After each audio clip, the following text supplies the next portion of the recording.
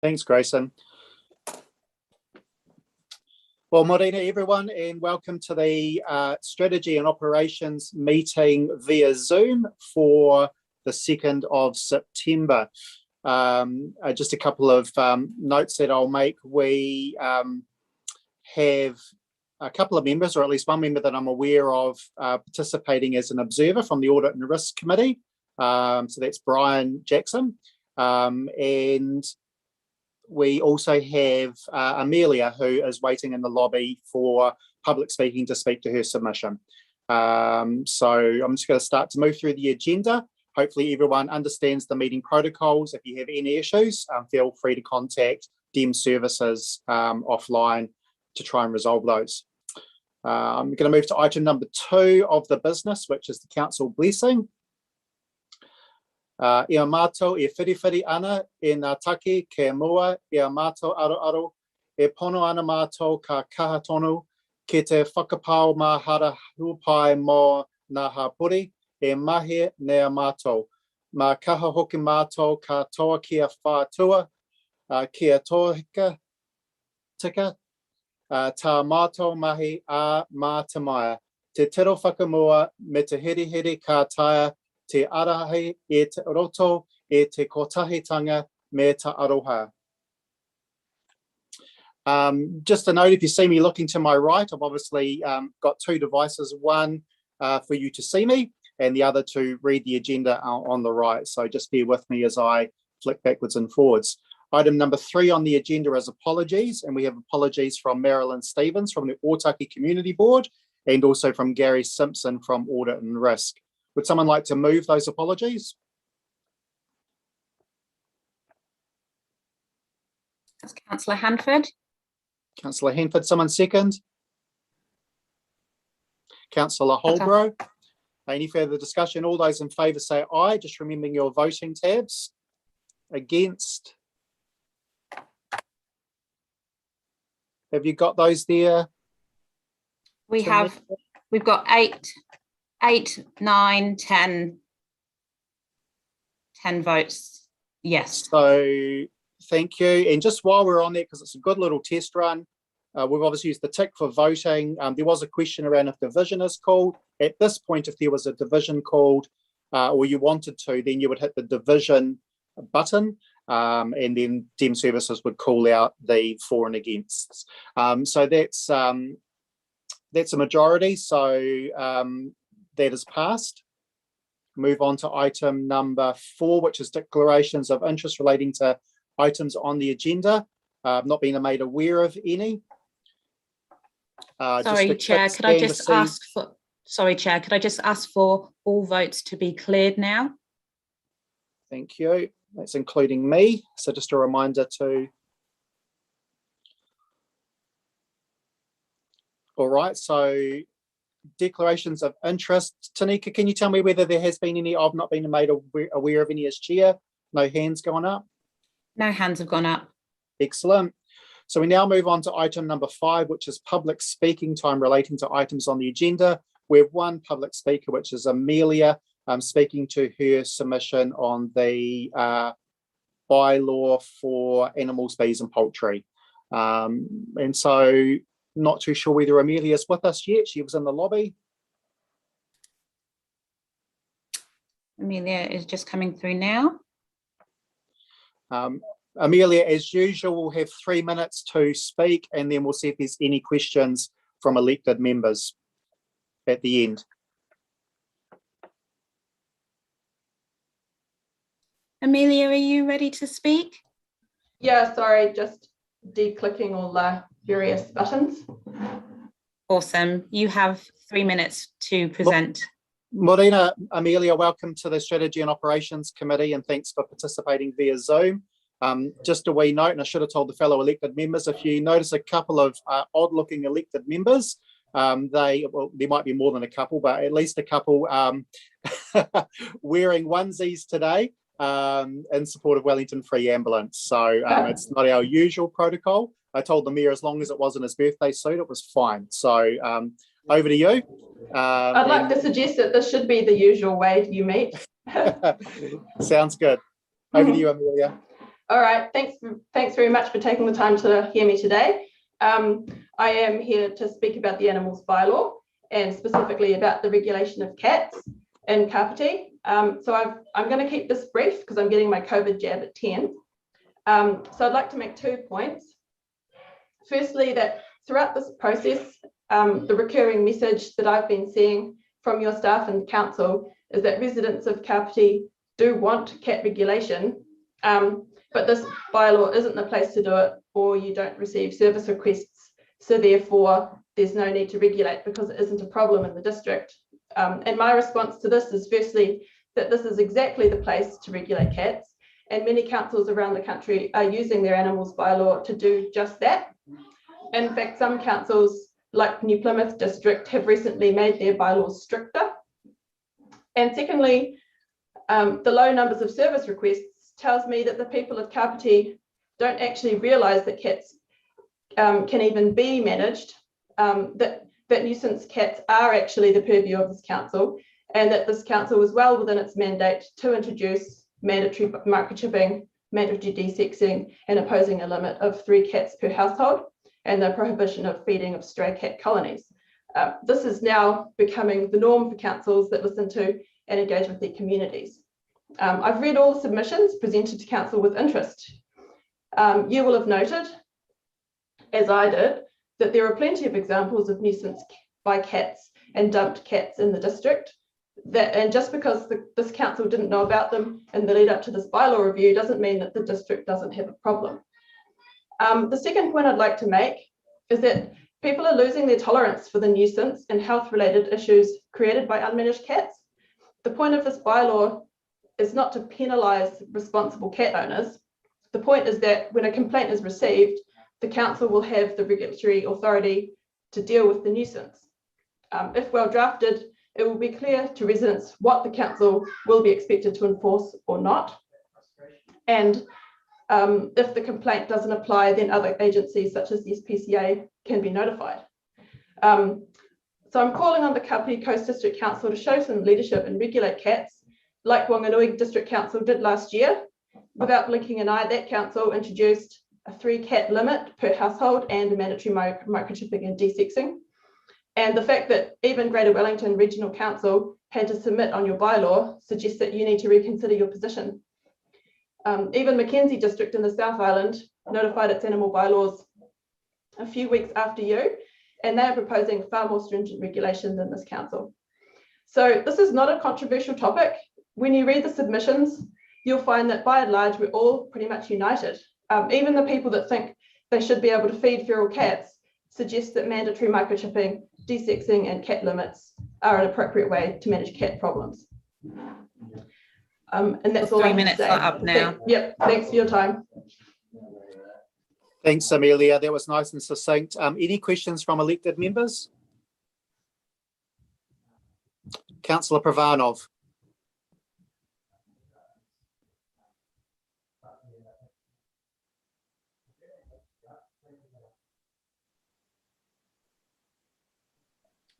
Good morning, Amelia. Thank you very much for coming along today. I have a question in relation as terminology. So at one point you talk about stray cats, being able to, about feeding them, and then later in your, at the end of your presentation, you talk about feral cats. So to me, there's actually a big difference. So can you please just expand on how you view those 2 definitions of animals, and how they should be managed, please? Yeah, thank you.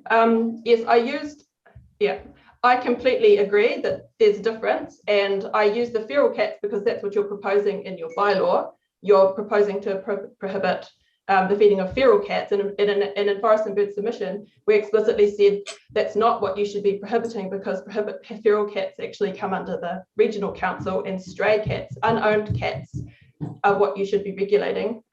Stray cats are not feral because they typically have them generally a little bit socialized, and they tend to hang around people's homes or industrial areas or places where humans live because they are semi-reliant on scavenging or whatever to survive, whereas feral cats almost exclusively live in the bush and eat native birds and eat rats and whatever they can find.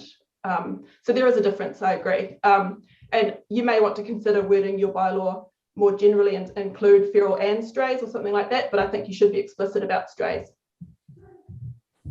Does that answer your question? Yeah, thank you for that. So how do you think stray cats should be managed? Well, I mean, this always comes down to resourcing, and I know councils are always reluctant, but ultimately it's about not encouraging the cats in the first place. And when colonies do establish, it's about getting onto them quickly, either alerting the SPCA if you want to do a trapping operation. We'd encourage rehoming where possible and euthanasia if no one will claim them. We do not think that neuter release programs are not tolerable. You can't release a cat that's been neutered into the environment because that's not actually caring for that cat. That's just leaving it to the wild to live or not. And they're subject to a lot more disease and risk when they're released. So we don't support that. Councillor Pravanov, do you have any further questions? I'm just mindful Amelia needs to get away for her jab, and we've got 2 other elected members. Yeah, no, that's great. Thanks, you, Amelia. Jocelyn. Councillor Holborough.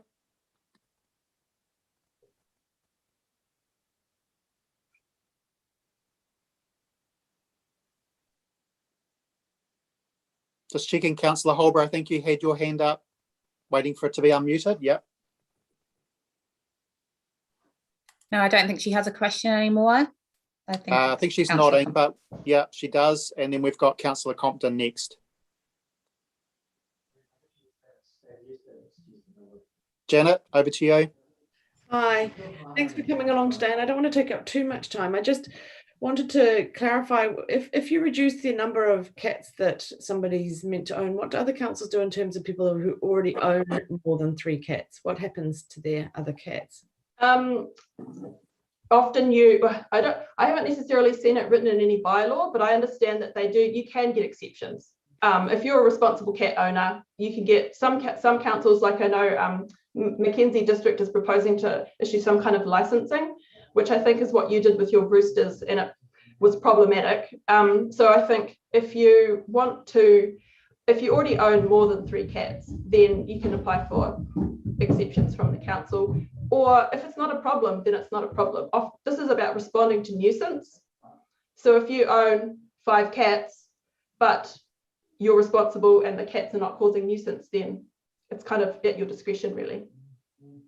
Thank you, Councillor Compton. No, waved.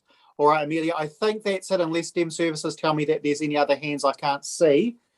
Doesn't appear to be. So no, thanks very much. Go well. Enjoy the jab. And getting mine this afternoon as well. So thanks very much for participating. Thank you. Thanks for your time. All right, team, that's it for public speaking. So move on to item number 6, public speaking time responses. There is none. Leave of absence. Anyone requesting a leave of absence?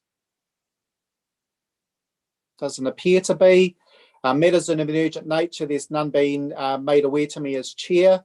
Item number 7, updates, there is none. So we now move on to item number 8.1, which is the submissions and high level analysis for the bylaw for animals, bees and poultry. So handing it over to staff to speak to that report. Sorry, Mr. Chair, we have Councillor Elliott that's got a raised hand. Sure. Councillor Elliott, did you have a leave of absence you wanted to? No, good morning, Mr. Chair. I just wondered if matters of an urgent nature would be an appropriate time to just, can you hear me? I can. Yep, to acknowledge the resignation this week of Waikanae Community Board member Margaret Stevenson-Wright, and I'd just like to have that formally acknowledged and her thanked for her service, if this is appropriate. It's not normally done that I can recall in any other meetings. I think if we consistently did that, it would be appropriate. I think given the fact that you've mentioned it now and acknowledged it yourself, it has been acknowledged in some way. But look, happy to take some guidance from staff. But as I said, it's not. Plenty of other people have certainly resigned within the last triennium. and I can't recall that happening. So at this point, Councillor Elliott, I think we're just going to push on. So item number 8.1 around the submissions to the Animals, Bees and Poultry Bylaw. If staff could now speak to that report, and then at the end we'll open it up for questions. Good morning, Chair, Chief Executive, Mayor and Councillors. So today's report on the 2010 Keeping of Animals, Bees and Poultry Bylaw review is to provide you with the submissions received following the conclusion of formal consultation and a high-level summary of these submissions. Formal consultation for the draft 2021 bylaw concluded on the 28th of July. 56 submissions were received, with 8 submitters that indicating that they wish to speak to their submission. Hearings were held on the 5th of August, with 5 submitters speaking to their submission on that day. And as you've heard, an additional submitter has spoken to their submission this morning. We are currently analysing submissions received and will discuss recommended changes in a briefing on the 7th of September. The final recommendations will be presented to Council for consideration and adoption for the 2021 bylaw on the 30th of September. I will now take the report as read and happy to answer any questions you might have. Thanks very much, Aston. So, team, any questions relating to the report itself, not the recommendations? As Aston has said, we will be looking to have a workshop on the submissions themselves and the proposed changes from staff. That would be the opportunity to delve into that further. Any questions from the report body itself? Councillor Holborough. Yeah, I just wanted to check in on the question that I asked the public speaker and get a bit more response around that. In terms of having rules where you routinely have exceptions, would you like to make any kind of, well, not routinely, but freely have kind of exceptions? Would you like to make some comment on that in terms of enforcement? So exemption licensing can be introduced to clauses. We have looked to introduce one around the bees in the current draft bylaw. Excellent, thank you. Any other questions? Councillor Elliott. Thank you. Just a question. It's been suggested by a public speaker that we change the wording to feral/stray cats. What would that involve as far as our process goes? That would be something that we can look at and we can come back and discuss with you in the briefing on the 7th. Thank you. Thanks, Councillor. I can't see any further questions. Dem Services, is there any that you can see? No, not that I can see. All right, team. Recommendation is found on page 8 of the digital report. Recommendation 26. Do we have a elected member that wants to move that and one that wants to second? I think that's Councillor Elliott. Happy to move. And anyone that wants to second? Councillor Hanford, thank you. Councillor, right of introduction. Waived. Elliott, waived, thank you. Yeah. I'm going to put that to the vote. All those in favour say aye. Oh, sorry. We have Councillor Compton. Thank you, Gwen. I've just seen that as I was about to. So open that up for debate. Councillor Compton. I just spoiled your clean run of getting through that there. I guess what I wanted to speak to in debate was, I was going to bring this up with Amelia, but sort of appreciated that she needed to get away for a COVID jab. I guess one of the concerns I've had through some of the submissions I've had here, and this came up in the Forest and Bird submission, is there's a bit of concerning misinformation coming through in some of these reports, and there's a specific one in the Forest and Bird one around toxoplasmosis and its risk factors to dolphin deaths, and you might have seen that in the report. They cite a DOC report on it. So I did a bit of digging into the DOC report, and the actual expert panel that put that report together, they specifically said about that link, they said, we're not convinced that it is appropriate for the toxoplasmosis necropsy data, so that's where Maui or Hector's dolphins had washed up and they'd done a necropsy on them just to see what was in their systems, to receive the full modelling treatment. The uncertainties and potential biases in these data are too large, and a whole lot of marine biologists around the country have been hugely critical of that report. And Professor Steve Dawson of the University of Otago, he described the report as extremely misleading and that it's just a ridiculous suggestion. If it was true, there would be dead dolphins all over our beaches. And the reason why I'm highlighting this is that there's a lot of quite emotive submissions we get coming through here about this, but they're not necessarily backed up beyond the headline and the appendices that people have sent us. And I think that's a good example of where the risk of factors of some of these things, especially around toxoplasmosis, are actually quite overstated. A World Health Organization advisor from the University of Copenhagen says that, this is Maria Bang Johansson, says there is no doubt that the general public has an exaggerated assumption of a cat's role in human toxoplasmosis.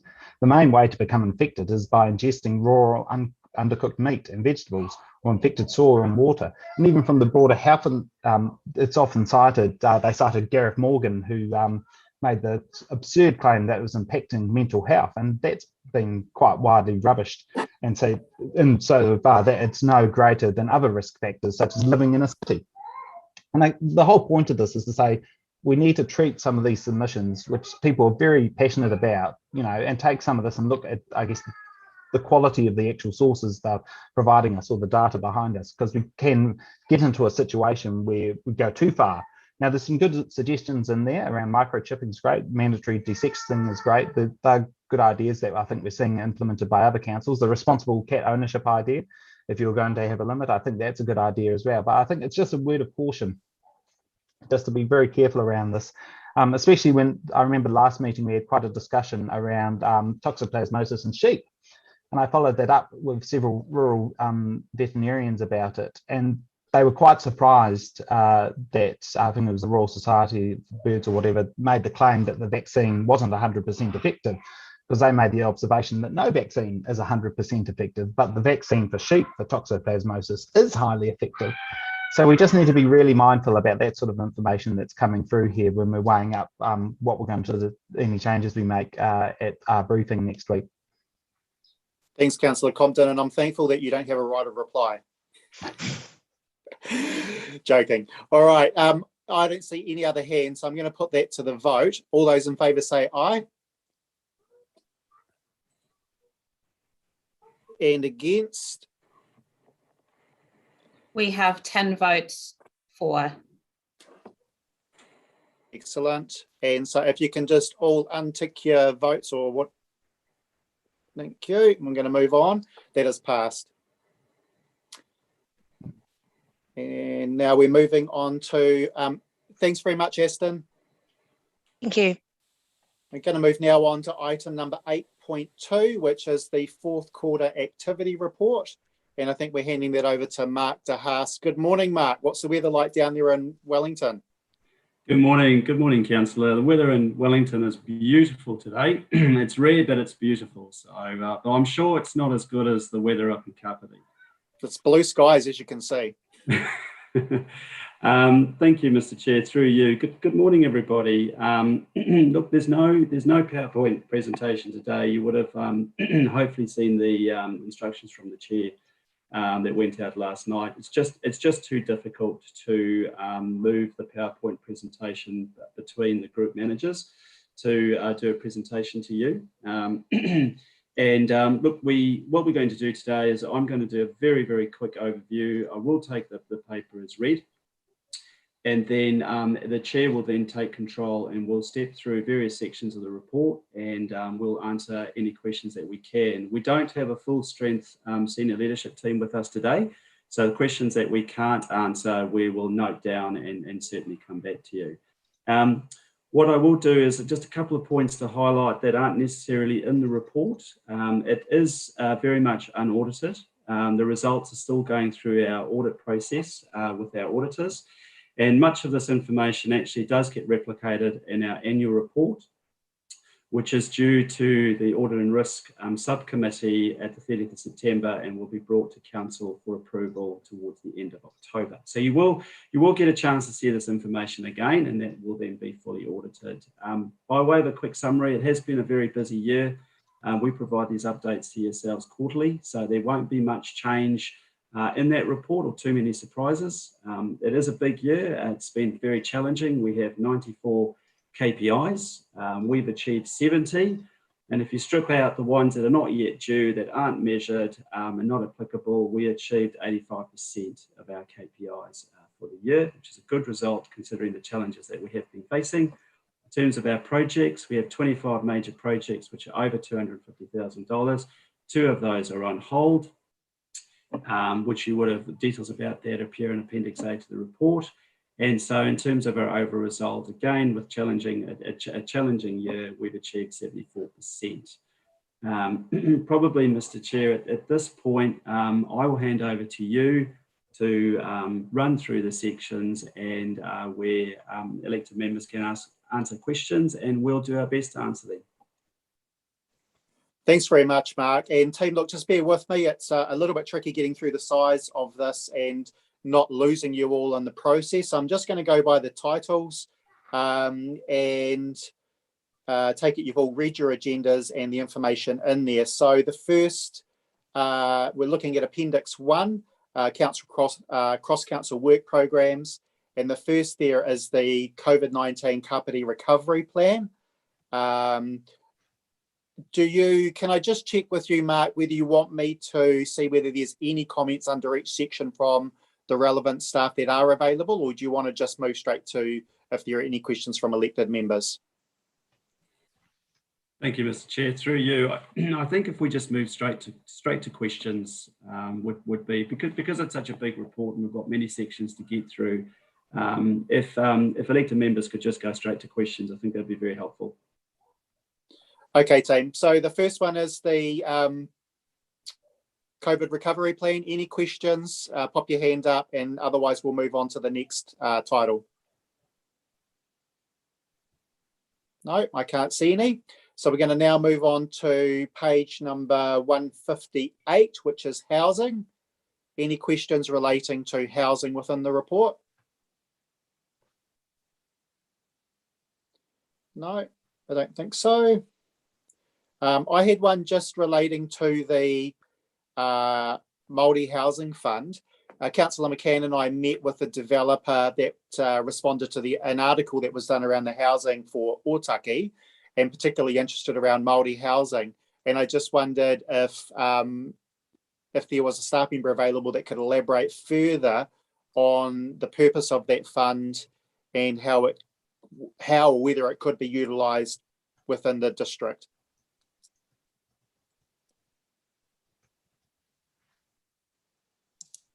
I'll speak to that, Darren Grant. So as part of our submission for the Otaki housing proposal as part of the infrastructure fund, we did signal for support in terms of Māori housing infrastructure fund, especially where we're working with the trust board on that. And what we'll do is continue to work with KO to understand the opportunities for local developers and local property owners to access that fund. But we have definitely signalled our interest in that area, that we have opportunities in the district that could take advantage of this, and that we would, I suppose, wait for more information to come out about it. Thank you, Darren. Can developers approach the fund directly? It's more of a targeted fund. It's more about working with iwi and Māori landowners. Okay, thank you. I see Councillor McCann's got his hand up. Thank you, Chair. I'd just like to note that Natasha's not here today, so I'm going to save some of my questions for a direct meeting. But I think when we look at the risks to the program, one of the ones that's consistently come up when I'm talking with staff is our ability to resource the team, because the housing portfolio and the work that takes place is actually across council. So I'd really like to see that one of the risks that's included in this reporting is the resourcing, because I think that is something significant. Perhaps the CE might want to comment. So just checking in there, Wayne, if you have any comment on that, otherwise we will note it and then move on. Yeah, well, I'll keep it brief for you, Mr. Chair. Look, I totally agree. Just the only thing I can add to the picture is that we are trying to work closely with Horowhenua, who have a similar need, and we are looking to how we can intelligently share our limited resources to maybe get greater bang for the buck. But as you're well aware, Councillor McCann, yes, this is a space where very few resources available, and of course they're all off doing highly lucrative work, usually for themselves. So it is a challenge. Is it appropriate, Mr. Chair, if that report is amended? Because I do think that is something that's been acknowledged by all the staff members and the CE, but it just doesn't seem to be in the report. Mr. Chair, we don't amend the reports now, but we can take that away in a minute, that the observation was made, and in future we can reflect it. Thank you. And I think what we hear there, Councillor, is that in future reports it will be recognised. I don't see any further questions in relating to this section, so I'm going to, and if someone does pop up, I will come back to you if I've missed you. But I'm moving on now to Coastal Adaptation Work Programme on page 160. Anyone for that one? Doesn't appear to be. Now moving on to the Policy Work Programme on page 161. No questions there for that one. So we now move on to 162. Councillor Halliday. So question around the Policy Work Programme? Yeah, look, I was just looking at page 163, points 1.3 and 1.4. It talks to development of a civics education program. I was just curious who that's particularly being geared towards. Is that for schools and the community as such? I think it's on 165 as well. Speak to that, Councillor Halliday. The short answer is the program hasn't been developed yet, so I can't be absolutely specific about who it's being directed to, but it would be likely to touch on all parts of the community potentially. So we would look to link in with schools, but we would also be looking to deliver information and education type material outside of schools as well. Cool, and thank you for that. And the other thing was around talks to building staff members' understanding of Te Reo Māori and Council's legislative and partnership obligations to iwi Māori. I was wondering, are councillors and community board members going to benefit from that as well, or be involved in that process as well? I think it will tie into Action 3.1, which is incorporating elected members and iwis and strengthening their participation as well. But is that going to be integrated as such, or? Yes, yeah, it will be. Okay, thank you. Any further questions out of that section, team? No, it doesn't appear to be. I would like to work with a team that's handling that area around the independent review, around possibly collating a table, and I'll take that discussion offline, but if staff could touch base with me, I've just got some ideas around how we could potentially have a better overview of the report recommendations, the staff recommendations, and then the implementation, just after reading the report a few times. So if we could have that discussion offline, that would be appreciated. Next one is corporate information. We have Councillor Holborough. Oh, Councillor Holborough. Yeah, I think that's a great idea, Councillor Coots. In that table, I'd be interested to see what the recommendations from the review were that the actions dropped out of. For instance, for the Māori ward, was there a specific recommendation for considering a Māori ward, or was that just in response to a general comment around iwi representation? Thank you, Councillor, and that was partly along the lines of what I was thinking in terms of the Martin Jenkins wording, and then the staff response, so that people can connect the dots between what is in response to what recommendation and obviously the corresponding action. Looks like possibly Mr. Maxwell might want to have a comment here. Yeah, I just wanted to let you know that what we had been working on pre-COVID was an update report focused on the review, probably with a view to embedding those recommendations that have been approved and funded into business as usual rather than a separate section each time. And that would be for your agreement or not. It's obviously just a little bit slowed down at the moment, but it is coming. So we'd be very happy to have that conversation with you before we finish that report so that it reflects what you're looking for. Sounds good, Wayne. Let's have a look at all of that. I think from my perspective, it's so there's real clarity around what was recommended, what we proposed to do, and then what was implemented and when. So yeah, let's take that offline and look at how we can do that. I didn't see any further questions around this section, so I'm now going to move on to corporate information and technology projects. Doesn't appear to be any there, so I'm going to move on to Councillor Compton. Sorry, I was trying to get the raise the hand button, but I realised I was unmuted anyway. My question in the corporate information technology projects, I know the discussion in it about the CCTV cameras that have been installed at the back of the council buildings in terms of the security issues there. I know that the issue around CCTV, the potential use of CCTV cameras elsewhere in other areas of the district, specifically I'm thinking the McLean skate park area and the issues around there. Is there sort of any work underway to look at how we might, I guess, implement some more work around that to address some of those concerns that I think bubbled up from the community board on that? And I guess there's also obviously the privacy implications of that we'd have to look very carefully at as well before we went for any further rollout of CCTV cameras around the district.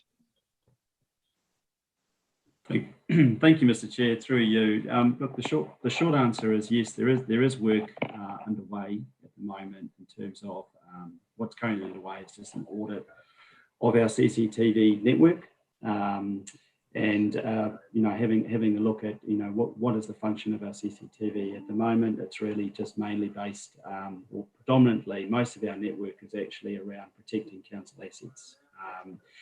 There are, in terms of what the audit is looking to achieve, is to pinpoint. We do have the location of some of our cameras could be used to protect both council assets, but also be used for community security. So once we've done that, we then need to have a discussion with council because it becomes a policy matter. What is the wish of the council? If you want the CCTV network to be both protection of council assets but community security, you're looking at having to invest a lot more money into a far greater network, and then it becomes, how is it monitored? Is it monitored 24/7, and what does it become? So work is underway. We're at the first stage of just making sure what we have in place works well, and obviously that we do have lots of interaction with the police because they do use our CCTV, those cameras that actually can provide community security as well. So I didn't really give you a short answer, but the short answer is yes, we are looking into that, and that could be a policy change, and that is something that we'd need to bring back to the table. Perfect. That is absolutely perfect. Thank you. Thanks, Councillor. I think from memory, there's at least, last count was around 49 cameras throughout the district. So there's certainly quite an extensive network already in place and obviously expanding that. So thanks for the response, Mark. I don't see any further questions out of that section. So mitigation and adaptation. Councillor Hanford. Cool, morena te whānau from my beautiful haven here. I have a couple of questions on this kind of area of our across council work program. The first one is the name of the program seems to be changing with each report. I don't know whether that's just, I seem to remember last time it was carbon management and energy reduction, and now we've got mitigation and adaptation. I'm just keen to understand, I guess, the rationale for that change of the way that program's described, and also why there's no reference to kind of climate and carbon reduction in the title, because mitigation and adaptation, like Jocelyn mentioned, like Jocelyn has mentioned a few times too, is can potentially be referred to in many different ways. So I've got a couple of questions, but that's my first one. I don't know who's best to answer that, but whoever wants to pick it up. Just waiting for staff to unmute. Morning, Mr. Chair. Morning, Sean. I'd have to follow up with the change in name. I'm not sure why that has changed, but certainly we can take that comment on board and look to change it back to what it was previously, if that's the preferred option. Yeah, cool. Yeah, potentially, or even something like, I don't know, something more connected to the climate emergency declaration, or yeah, just kind of a general comment. Can I just point out that these early sections are programs of work. So if you have a look, you'll see that it includes the coastal work, and that is a different role, piece of work to the carbon reduction. So as we've combined those things together with really that one broad team under Sean, we've just, I don't know who changed the title either, and we probably didn't treat it as being too important, but it is a broader range of work than just the carbon reductions program. So just want to point that out. That there's nothing suspicious in the change of title. It was just more that it's an amount of pieces of work. Yeah, cool, awesome. No, I'm sure the intention wasn't to do anything suspicious or behind anyone's back. Just wanted to, I guess, address that I did notice that change in title and see if there was a reason. The other question I have on this one is that in the coastal adaptation work program kind of piece to the report, it says that there's no risk to that specific kind of program of work moving forward. But then on page 169, it says there's an inherent risk in raising the profile of climate change in the long-term plan and its strategies. I'm keen to understand where that comes from and what the risk is. So do you know what page that was on? Sorry, Councillor. It's page 169, Sean, under risks to program cost, quality or other.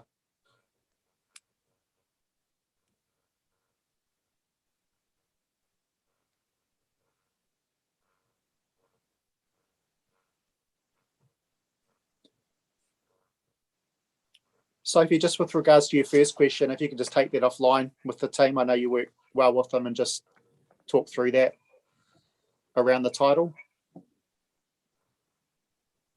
Sure. Sorry, I have to.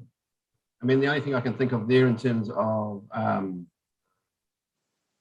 climate is obviously the impacts associated with certain elements of climate change, rainfall, increased intensity, flooding, those sorts of things, coastal erosion, coastal hazards.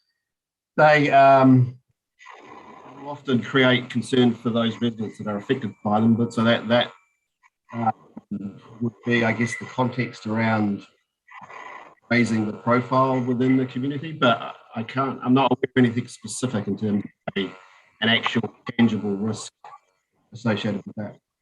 Wayne, am I right? It looks like you're wanting to make a comment. Yeah, all I'd add, Mr. Chair, is in focusing on it, we raise people's expectations that we can solve everything. And I think there's that inherent risk of people's expectations being way higher than our ability to deliver, between government and us. As you know, for example, most of our work is related to what we can do as a council, whether it's our own carbon footprint or our own mitigation and adaptation work around stormwater and coastal. So, what I'm aware of is increasing pressures being put on the council as if it's going to fund and solve, the global problem. So we want to do what we can. We want to be a leader, but I think sometimes people think that we can do more and that we're funded to do more than what we can. So that's an inherent. I know Sophie's internet had cut out, and I'm not sure how much of that you heard, Sophie, but the risk was just around raising expectations that we can actually do more than maybe what we can in the time and funds that we have. So are you back with us now? I should have checked that first. Yes. All right. Did you have any further questions? No. Out. Any other questions on this section, team? Doesn't appear to be. Moving on to place and space. Doing well, team. How are we doing for time in terms of coffee break? I think we can press on a little bit longer. So now on to parks and open space. And any questions out of the parks and open space report? Councillor Halliday.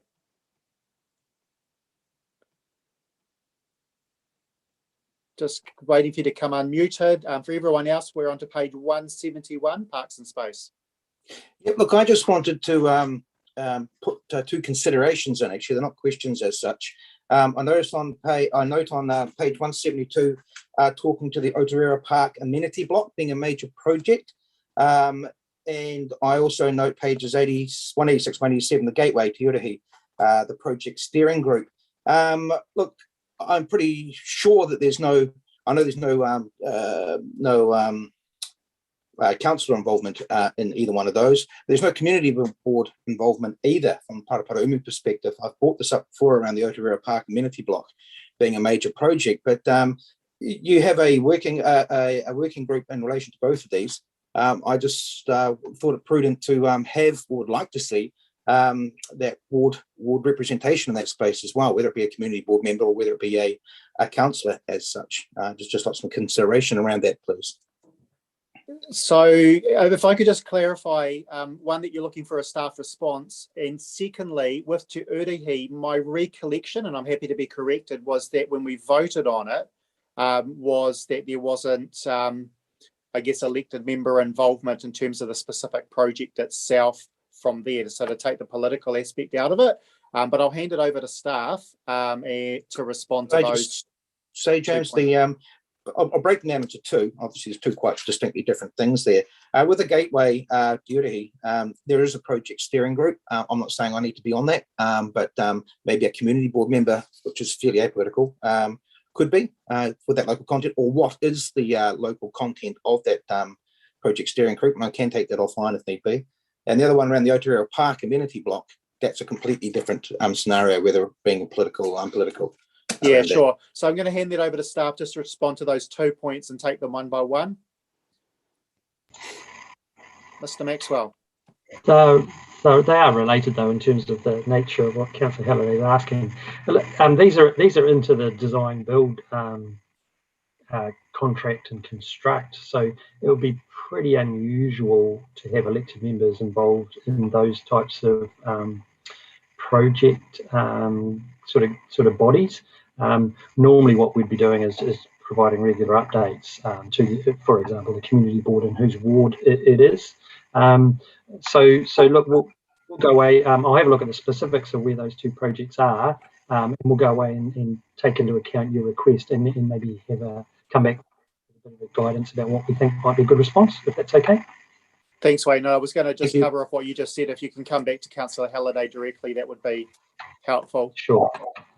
And so I think that covers off both yours, Martin. I'm just going to move to Councillor Compton.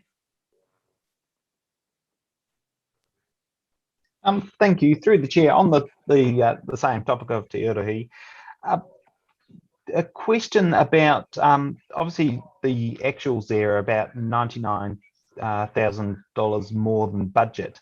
What's, I guess, the trigger for when that that goes from on target to not on target in terms of that sort of thing? Because I know in the previous quarterly report I asked about the timeframes of this versus the original application we made to the shovel ready fund. So I guess my question is, at what point does what's the threshold for that to be triggered, is my first question.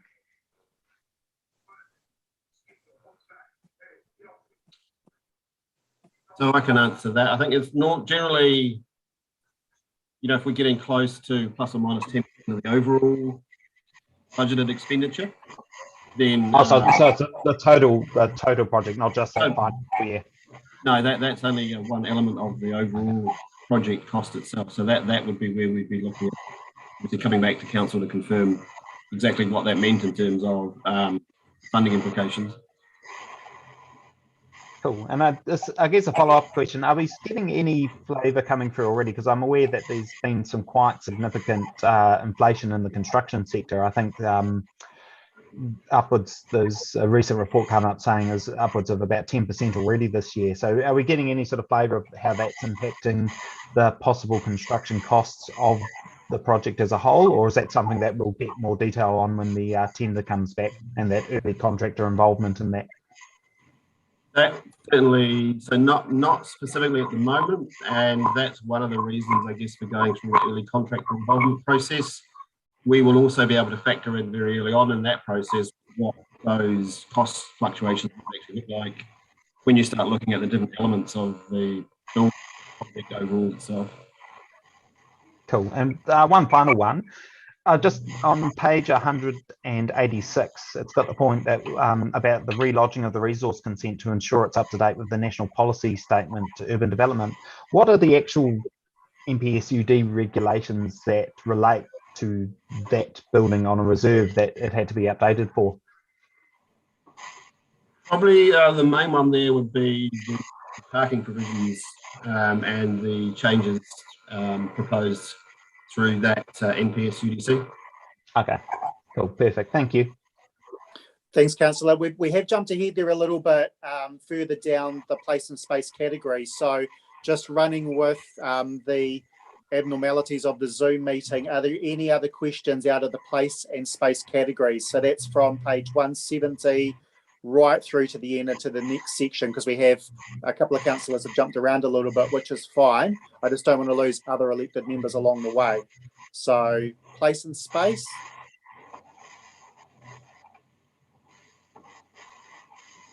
Don't see any. So from there, we're going to move on to the next section. Just bear with me as I get to it. Just want to check on economic development. Nothing out of ED from anyone? No. So we're now moving on to, sorry, Councillor Buswell.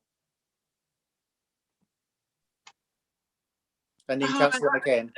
It's more of a comment, really. I think that the economic development over this last quarter has improved in leaps and bounds, and I'm really, really proud of the team that it was.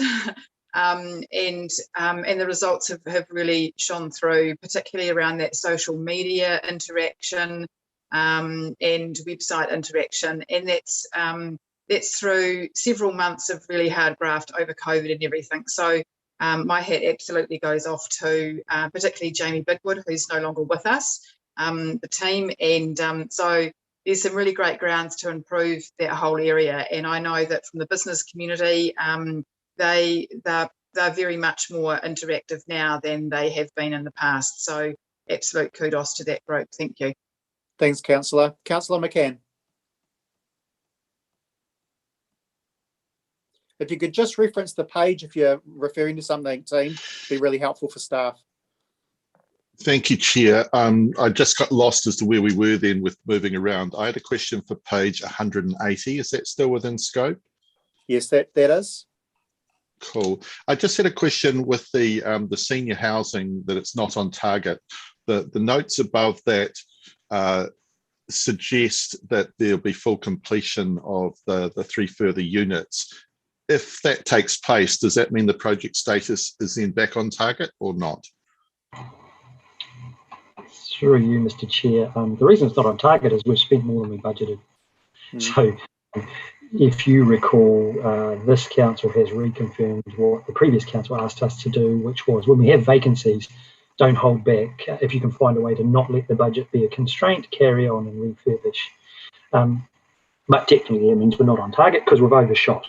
So I imagine you, councillor, will be saying, well, that's awesome. Not putting words into your mouth. Thank you.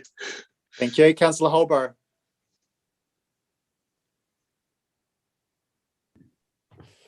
Thank you. It's a little question. It's on page 184, where it says total costs for Rimu Road project funding are split between roading and economic development budgets to maximise subsidy from Waka Kotahi. I would have thought that leaving it in the roading budget would have maximised the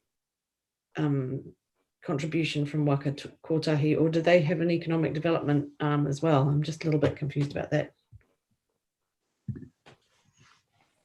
So through you, Mr. Chair, no, they don't have an economic development element to that funding. It was really the split in terms of allocation between which elements were related to subsidisable sort of work, so curbs and channel and lights and things like that relative to the other improvement elements of that project. We weren't sure as to the exact split in terms of what percentage related to what area, so having more of it sitting in transport at the start of the process is why that's reflected in that comment. So if that makes sense in terms of a response, Councillor. Yeah, thanks. Right, team, so just to bring everyone back to where we are, we've currently been talking on the section from page 170 to 189. And if there's no further questions within that section of pages, we'll move on to the next section. So I'll give a couple of seconds to see if any hands go up. Councillor Buswell. Sorry, just a quick question, just referring to page 189. There is a thing in there that's not achieved, which is representatives of the Business Leadership Forum are satisfied that the ED strategy implementation plan deliverables are being achieved. It says the target's 85, it's not achieved, but it's not able to be measured. I'm just a little bit concerned about that because most of our performance measures should be measurable. And if that's unable to be measured, then we'll never achieve it, which is not a good look. So maybe we could take that offline and I could chat further with someone about that. I think if we can first see why it wasn't able to be measured, there might be a reason behind that. So I think Mr. Grant. Yeah, I can talk to that. It relates to, I suppose, the previous structure in terms of the previous economic development strategy and what was in place in terms of the previous forum, and obviously reflects the disestablishment of that.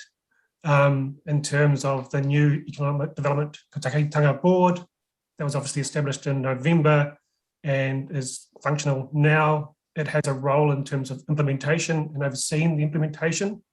And so our concern was basically they've been asked to measure themselves in a way.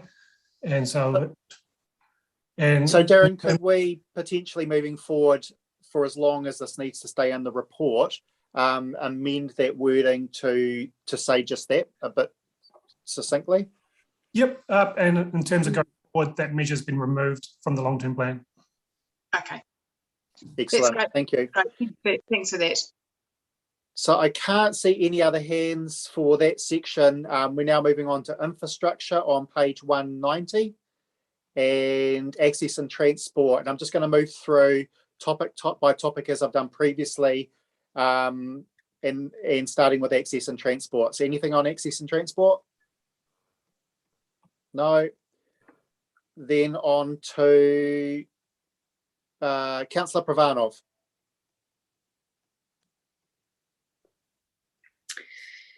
Thank you, Jane. So I have a question. It's actually on page 189 in relation to the Paikakariki seawall, and I'm not sure whether this is a historical comment or whether it's going forward. It says consult with the sorry, can I just clarify? Sorry to interrupt you. You said 189. That doesn't show the seawall one for me. So can you just double check that page number? Yeah, unfortunately I can't because I'm looking at the version online because and it doesn't have page numbers, unfortunately. That's okay. So Paikakariki seawall. Yeah. It's talking about consulting on the options there, and I just wanted to have clarification on that, or whether that was actually part of what we went through in the long-term plan, or whether there's more consultation on the design of it, or going forward on that. So it is in the next category on 197, and we haven't got to that yet. But I didn't see any hands for access and transport. So, staff, would you like to comment on the councillor's question, Mr. Mellon? Thank you, Mr. Chair. Sorry, Councillor, are you referring to the work completed in this period section under Paikakariki seawall? Because that talks to and explains the consultation process that was linked to the LTP process. I'll check out. I'll go back. I'll go on to my tablet and find exactly the thing, and I'll ask the question a little bit later on if that's okay. Okay, Jocelyn, we'll come back to you on that one. Just remember, the reports are talking to a specific quarter. So sometimes we can get caught up with thinking of stuff that's in the next quarter. So I'll come back to you if you want to raise that again. So just to clarify, there's access and transport.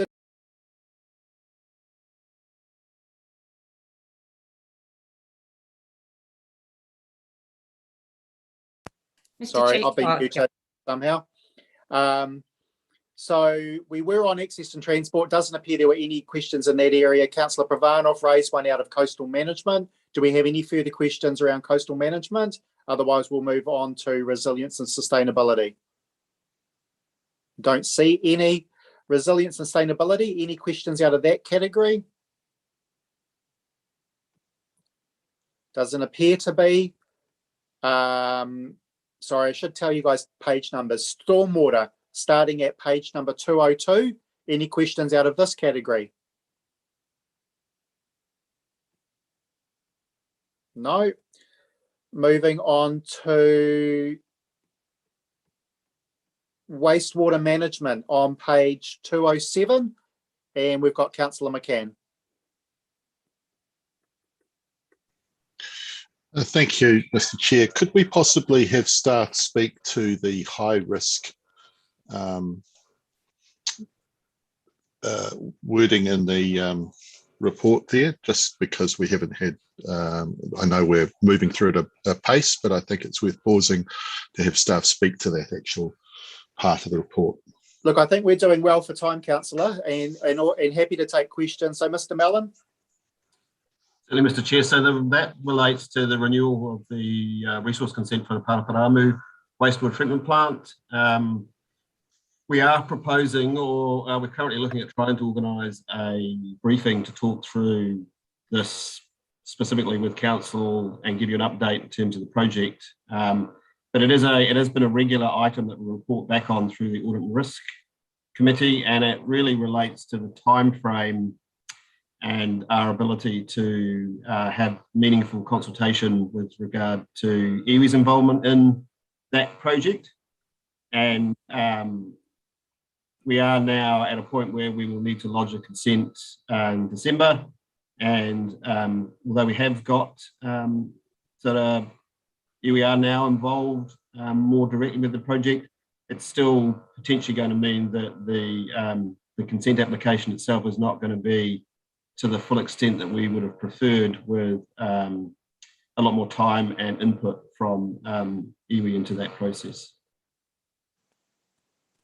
Thank you, Mr. Mellon. Councillor McCann's got a thumbs up there, so we'll have some more information via a briefing on the wastewater treatment plant that's noted there. Councillor Halliday. Look, it's actually in relation to the same thing. Sean, I just noticed there was something talking about there. There's a blower, surface shipping issues and that sort of stuff. Is that factored in? Does that tie into this whole situation as well? Yes, no, sorry, through you, Mr. Chair, that's a separate project. That's a specific upgrade project. The consenting project is another project, so that's not as critical in terms of risk, the delay. Sean, if I've just got a follow-up question on that one there. If my memory serves me correctly, we had a unit come out from overseas that we had trouble commissioning or some issues with it and issues with the supplier. Is this referring to the same project, same infrastructure, and ultimately did we resolve the issue with the parts we received earlier? So no, it's not the same project. The previous project was the sludge processing at the Paraparamu wastewater treatment plant, so the DAF plant that we purchased there, and its ability to meet the specifications that we'd asked from the supplier. And the fix for that was to modify it slightly and to run a bit more polymer through it. So yes, we have resolved that in terms of what's required to get working. This relates to separate project that is the blowers, I think, in terms of the aeration aspect to the Paraparamu wastewater treatment plant. Thanks, Sean. Just to clarify where we are, team, we're wastewater management, page 207 through to 211. I don't see any further questions in that area just before I move on. So we're now on to water management on page 212. Councillor Elliott. Thank you, Mr. Chair. I've got a question. It's on page 216 of the public agenda that I'm working off today. the DIA has a mandatory measure for the percentage of real water loss. I'm a little bit, just wanted to raise some issues with that. For starters, the data is not available for this quarterly reporting, and that's okay. That's okay. But I'm concerned that it doesn't specify whether it's water loss from the public side of the system or the private side, which is funded anyway. If it's off the public side, the target is at or below 23.6% of reticulated water, you know, that's a huge loss for us to keep funding at that rate. So I'm wondering if we could know, is it off the public side only? And if when we get the next report, if we could actually have the actual cost of that loss, please. So the measurement is the entire network, so it's public and private losses in terms of the total. And in terms of cost, yes, we can certainly provide you with that information. Okay, just a further question, please, Mr. Chair. Fire ahead. Yeah, so Sean, when can we expect the additional calculations to be prepared and that information to us, just out of curiosity?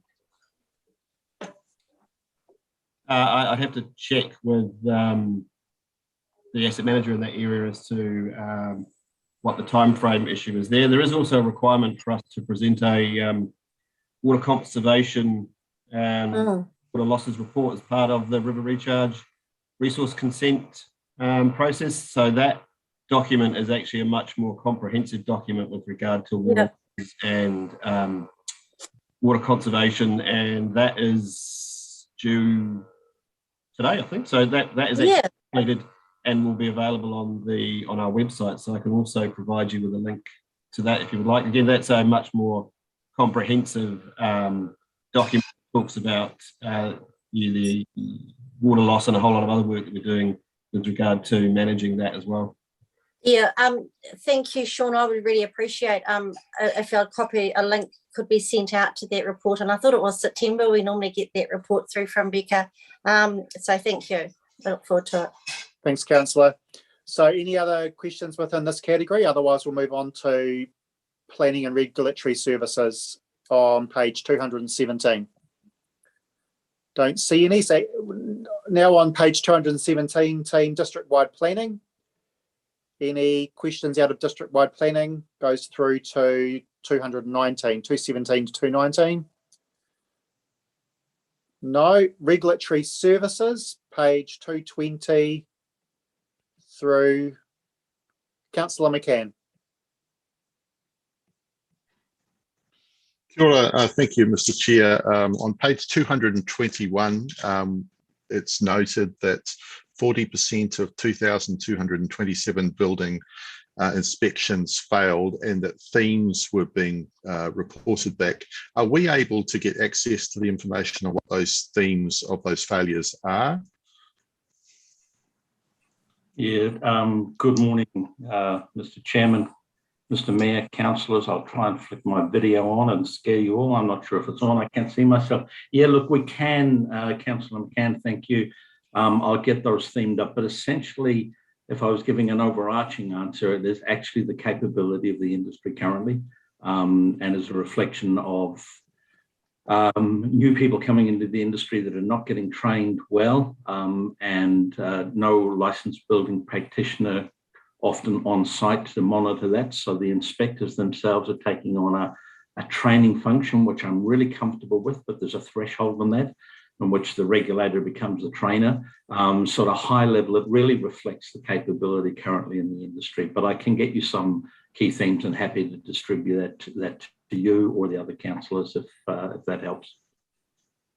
Thank you. I have a question myself on page 221, and it is the regulatory services received 2 complaints that were both upheld. I mean, great to see that there's a robust system there and an acknowledgement when there is complaints made that potentially have some merit to them. Just wondering what the nature of those complaints were, James. Yeah, thanks, Mr. Chair. One was a behavioural issue. The other one was a more of a technical aspect to it. Actually, the behaviour one is much easier to deal with. It's pretty clear cut. The technical one is about bringing people up to speed and making sure they're on the same journey as us. Excellent. Thanks very much. Councillor Pravanov, I think, was next, and then Councillor Holborough. Through you, James. James Jefferson, thank you for the comments that you made before. I just wanted to follow up on a comment that you made about the regulator being the trainer and whether that is good practice. Yeah, look, absolutely, Councillor Pravanov. For me, in my mind, there is a threshold. It wouldn't be great customer service for us to go, that's wrong, you haven't done that right, and walk away. We do provide guidance, and we provide, I think the guys are very familiar with the code, and they give guidance and training. And by training, I don't mean on the job training on how to put a nail or how to put framing up, but they certainly give guidance. But I'm acutely conscious, and I think that's the heart of your question, of that threshold between going further and picking the tools up and doing the job and showing the young apprentice how to do things, and that interface with us as a regulator, because it can come bite us in the extreme circumstance. Well, that's how you taught me to do it, and that's never where we want to go. Yeah, so thank you. So really, putting it in a nutshell, it's you don't want to be marking your own work. Absolutely. Thanks, Councillor. Councillor Holborough. Thank you. Through you, Mr. Chair, I just wanted to follow up on the question that Councillor McCann asked around the themes for building inspections and the situation within the industry there. Will this be brought to the Audit and Risk Committee through the full annual report? And would it be possible to pull this out as a key risk area? And I don't know if our chair of our Audit and Risk Committee might have a comment around that too, maybe? Yeah, thank you. Through the chair, I'm more than happy to do that. I think we had flagged it in a general sense in our risk register, but I can make sure that's lifted up and some examples of themes displayed there. I know certainly Steve Cody, the building services manager, has had a number of meetings with master builders as a representative and conduit into the industry here locally, and flagged some issues. I suspect it may get worse before it gets better, and there may be something that we could do as a group of regional councils, and a right to BCITO or whatever they call this week. There may be something more we can do in that influencer role. And I just noted there was a comment there around Mr. Jackson, who's observing within the meeting. I'm not too sure, Brian, whether you want to provide any comment to that.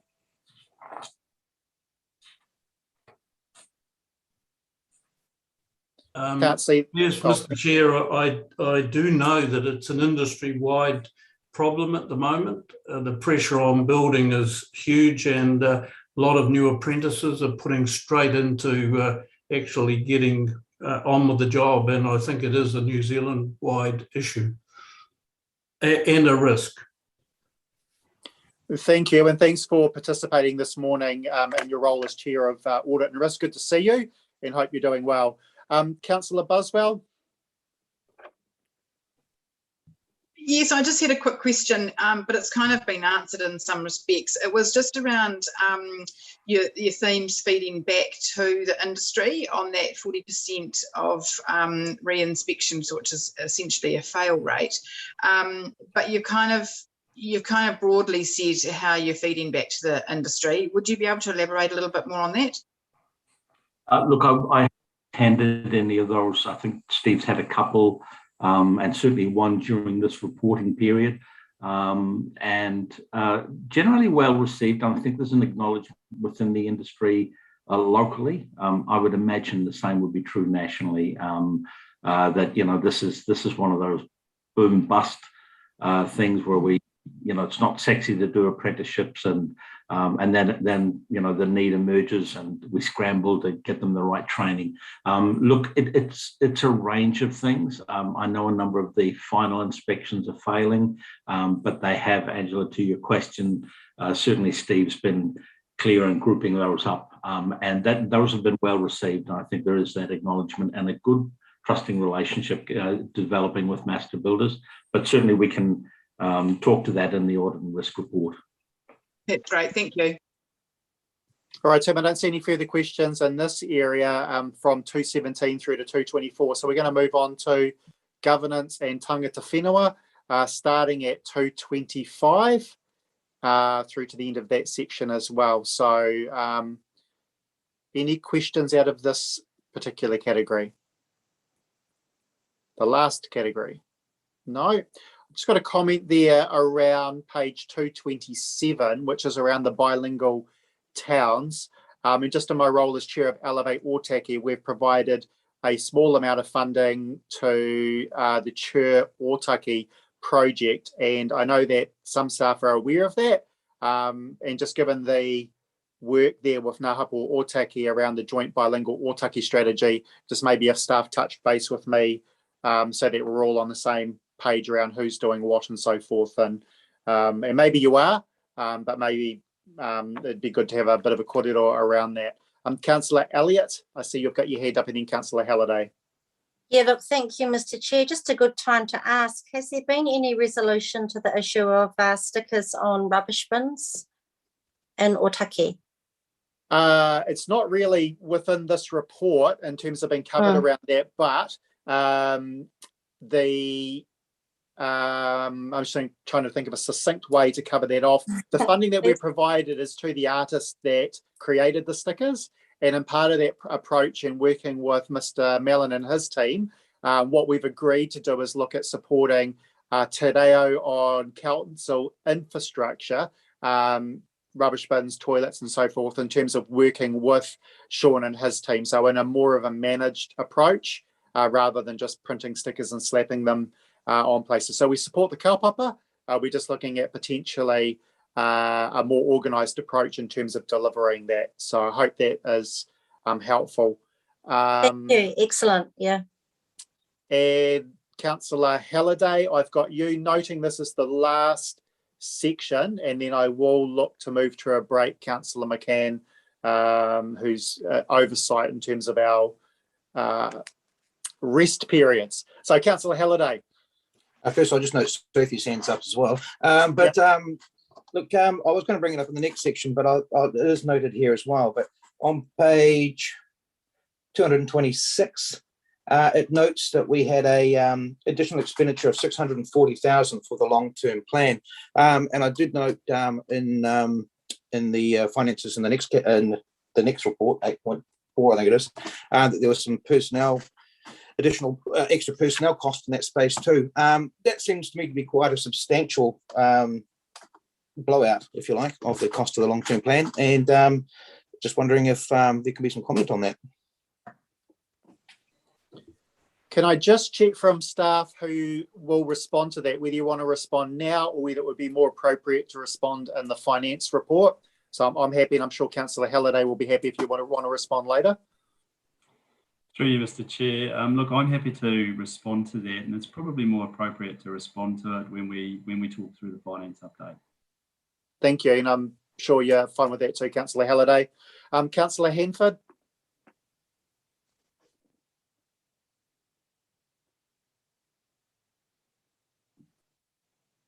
Oh, cool. Yep.